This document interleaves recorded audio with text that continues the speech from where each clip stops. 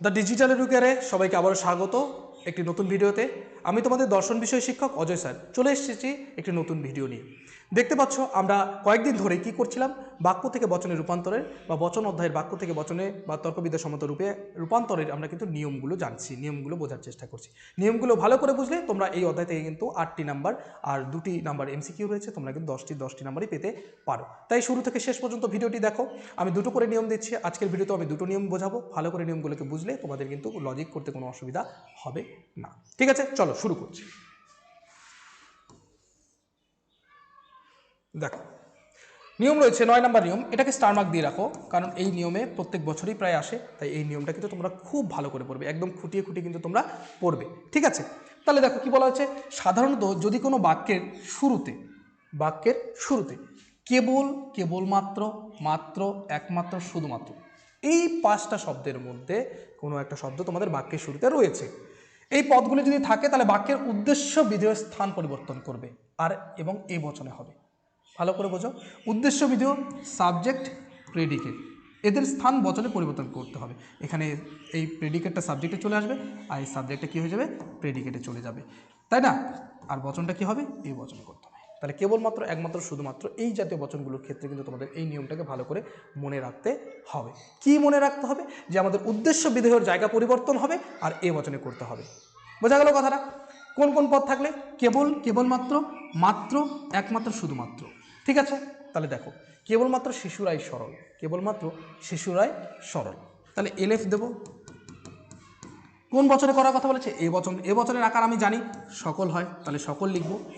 ঠিক আছে, সকল, এখানে উদ্দেশ্যকে শিশুরা, তাহলে সকল শিশু,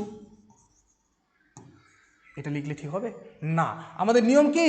নিয়মে বলেছে উদ্দেশ্য বিধেয়ের স্থান পরিবর্তন হবে। এখানে উদ্দেশ্য হচ্ছে এটা আর বিধেয় হচ্ছে সরল, তাই না? তাহলে সরল, সকল সরল ব্যক্তি, শিশুকে আমরা ব্যক্তি বলতে পারি, সকল সরল ব্যক্তি হয় কি হবে, শিশু। সকল সরল ব্যক্তি হয় শিশু, দাঁড়ি, এটা এ বচন। দেখো উদ্দেশ্য বিধেয় পরিবর্তন হয়ে গেল, বাক্যে যে উদ্দেশ্য বিধেয় ছিল বচনে সেই উদ্দেশ্য বিধেয় পরিবর্তন হয়ে গেছে। মনে থাকবে কথাটা? মনে থাকবে? এই কিন্তু তোমাদের ছিল। আরও আমরা যে কোনো উদাহরণ নিতে পারি। শুধুমাত্র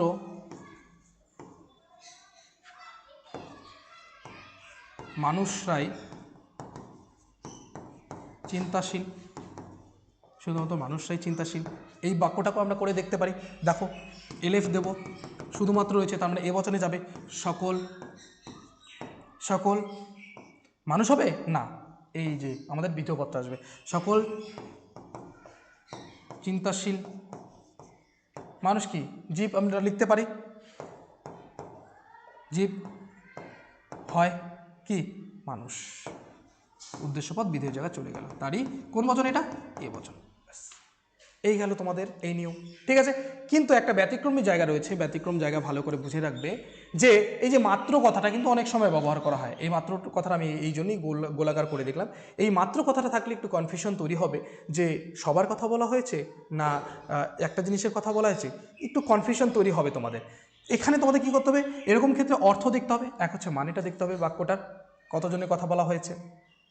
তারপরে তোমরা দেখবে যে কি দেখবে, যে এই যে বাক্যটার স্পষ্ট ধারণা পাওয়ার জন্য, যেটাকে কি শুধুমাত্র কেবলমাত্র কথা বলেছে, তার জন্য ইংরেজি প্রশ্নটা দেখতে হবে। কোন প্রশ্নটা দেখতে হবে? ইংরেজি প্রশ্নটা গিয়ে কিন্তু একবার দেখবে।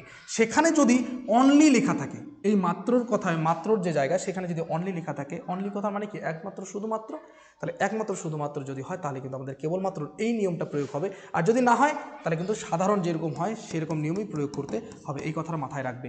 যদিও আসে না, চিন্তা করার কিছু নেই, তবু এই ব্যতিক্রম জায়গাটা কিন্তু একবার তোমরা মাথায় রেখে যাবে যে অনলি কথাটা যদি থাকে তাহলে কিন্তু সেটা একমাত্র শুধুমাত্র নিয়মই হবে। কিন্তু যদি অনলি কথাটা না থাকে, মনে করো নেই, তাহলে এটা কি হবে? মানুষ মাত্রই স্বার্থপর। সব মানুষ কি স্বার্থপর হয়? অর্থ আমরা যদি দেখি, সব মানুষ স্বার্থপর হয় না, তাহলে কি হবে? কোনো কোনো মানুষ, কোনো কোনো মানুষ হয় স্বার্থপর। কোন বচন হলো তাহলে? কোনো কোনো হয়, তাহলে কি আই বচন হলো। বোঝা গেল কথাটা? এটা হচ্ছে সাধারণ অর্থ দেখে আমি করলাম। কিন্তু যদি এই বচনটাই যদি এমনটা হয় যে এখানে প্রশ্নের মধ্যে অনলি কথাটা রয়েছে, তাহলে কিন্তু আমাদের কোন নিয়মে হবে? কোন নিয়মে হবে বলো? এই যে কেবলমাত্র নিয়মে। তাহলে এলএফ দিয়ে করব আমি, কেবলমাত্র নিয়মে করব। কি করে? প্রথমে লিখব কোন বচন? সকল। সকল বিধেয় আগে আসবে, সকল স্বার্থপর, স্বার্থপর, সকল স্বার্থপর জীব বা প্রাণী কথা লিখতে হবে, সকল স্বার্থপর প্রাণী বা জীব হয় কে? মানুষ। এটা তখনই করবে যদি অনলি কথাটা থাকে। ইংরেজি প্রশ্নটা একবার দেখে নিন, ঠিক আছে? তাহলে এই নিয়মটা বুঝতে পারলে ভালো করে। এই নিয়মটা ভেরি ভেরি ইম্পর্টেন্ট, প্রত্যেকবারই পরীক্ষায় আসে, আমি দেখেছি প্রায় পরীক্ষায় দিয়েছে, প্রায় বছরই কিন্তু এই প্রশ্নটা দিয়েছে। তাই তোমরা ইম্পর্টেন্ট স্টার মার্ক দিয়ে রাখো আর সুন্দর করে নিয়মটাকে বুঝে নাও, ঠিক আছে? শুধু এই ব্যতিক্রমী জায়গাটাকে একটু মাথায় রাখবে, আর উদ্দেশ্য বিধেয় যে পরিবর্তন হয়ে যাচ্ছে এই কথাটাও কিন্তু তোমরা মাথায় রাখবে, ঠিক আছে? আশা করছি বুঝতে পারলে। এবার সুন্দর করে তোমরা লিখে নাও। চলো পরের নিয়ম। এই নিয়মেরই একটি ব্যতিক্রমী নিয়ম আছে আবার। কেমন ব্যতিক্রমী নিয়ম? ভালো করে দেখো। যদি কোনো বাক্যে কেবল, কেবলমাত্র, একমাত্র, শুধুমাত্র এই পদগুলি থাকে, এই পদগুলি যদি থাকে এবং বাক্যটি নয়ার্থক হয়, মানে কি নাবাচক হয়, নাবাচক, নাবাচক, নাবাচক মানে কি? না, নয়, নই আর হচ্ছে ন, এই জাতীয় যদি কোনো শব্দ থাকে, কেবলমাত্র, একমাত্র, শুধুমাত্র থাকবেই, তার সঙ্গে যদি এই জাতীয় শব্দগুলো নয়ার্থক বা নাবাচক শব্দগুলো থাকে, তাহলে কোন বচনে যাবে? এ এবং ই বচনে রূপান্তরিত করতে হবে, এ অথবা ই বচনে করতে পারবে। কিন্তু এ বচনে করার সময় তোমাকে অবশ্যই উদ্দেশ্যের বিরুদ্ধ পদ বসাতে হবে। কি বসাতে হবে? উদ্দেশ্যের বিরুদ্ধ। বিরুদ্ধ পদটা কি? যে কোনো পদের সামনে যদি অযুক্ত করে দেওয়া যায়, মূল পদ যদি মনে করো সাধু, সাধু এটাই মূল পদ, এই পদের সঙ্গে যদি অযুক্ত করে দাও তাহলে হয়ে যাবে অসাধু, আর সাধুর বিরুদ্ধ পদই হচ্ছে অসাধু। মনে থাকবে বিরুদ্ধ পদ। আপাতত এইভাবে জেনে নাও, কারণ এরপরে এই বিরুদ্ধ পদ নিয়ে আমরা আরও ডিটেলস আলোচনা আছে, তখন আমরা পাবো। তাহলে কোনো পদের বিরুদ্ধ পদ কি? সেই পদের সামনে অযুক্ত করে দেওয়া। সাদা এটা হচ্ছে মূল পদ, তাহলে সাদা পদের যদি বিরুদ্ধ পদ করি কীভাবে করব? সঙ্গে শুধু অযুক্ত করব, অসাদা। সাদার বিরুদ্ধ পদ হচ্ছে অসাদা।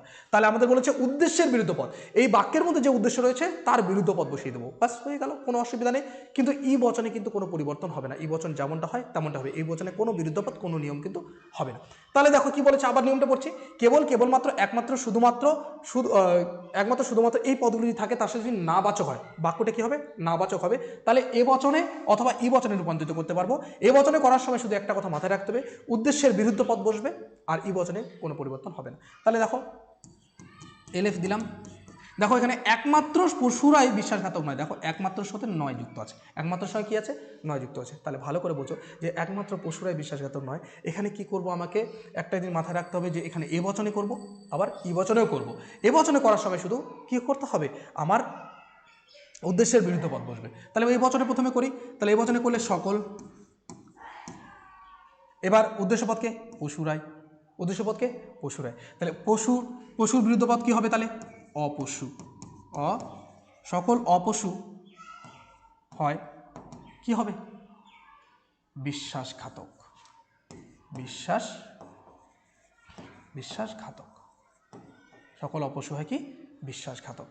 তাহলে দাঁড়ি কোন বচন? এটা এ বচন। বোঝা গেল কথাটা? যা নিয়ম বলেছে আমরা তাই করলাম, শুধু উদ্দেশ্যের বিরুদ্ধ পদ বসবে, উদ্দেশ্য বিরুদ্ধ চেঞ্জ হবে না, কিন্তু আগেরটার মতো যেমন চেঞ্জ হতো, ঠিক আছে? তারপরে ই বচনে, এটাকে আবার ই বচনে করা যেতে পারে। ই বচনে করো, ই বচনে করলে কি হবে?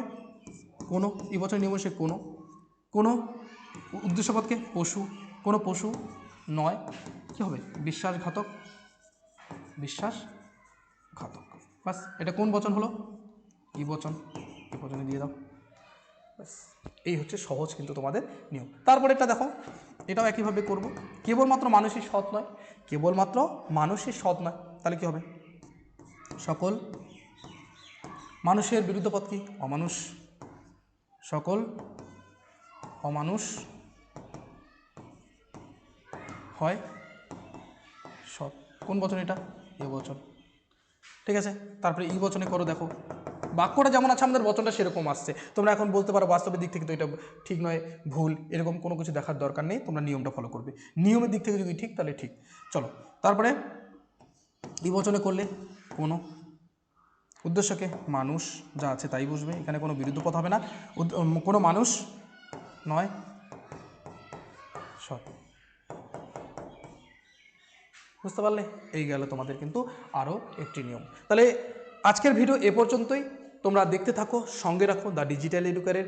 যারা দূর দূরান্ত থেকে দেখছো অবশ্যই লাইক কমেন্ট শেয়ার করবে, কারণ লাইক কমেন্ট শেয়ারটাই আমাদের কিন্তু আরও আগ্রহ প্রদান করবে তোমাদের আরও সুন্দর সুন্দর ক্লাস প্রদানের জন্য। প্রত্যেকটা ভিডিওতে লাইক করো, কমেন্ট করো, শেয়ার করো, ঠিক আছে? বন্ধুবান্ধবদের জানাতে ভুলবে না। আর অবশ্যই যারা এডুকেয়ার একাডেমির আমাদের অফলাইন প্ল্যাটফর্মের কাছাকাছি রয়েছে, এত সুন্দর ডিজিটাল প্ল্যাটফর্মে পড়াশোনার সুযোগ পাওয়ার জন্য, সুযোগ করে নেওয়ার জন্য অবশ্যই অফলাইনে ভর্তি হয়ে যাও। আমরা আছি তোমাদেরকে সুন্দরভাবে শিক্ষা প্রদানের জন্য, ঠিক আছে? তাহলে দেখতে থাকো, সঙ্গে রাখো the Digital Educare. Thank you so much.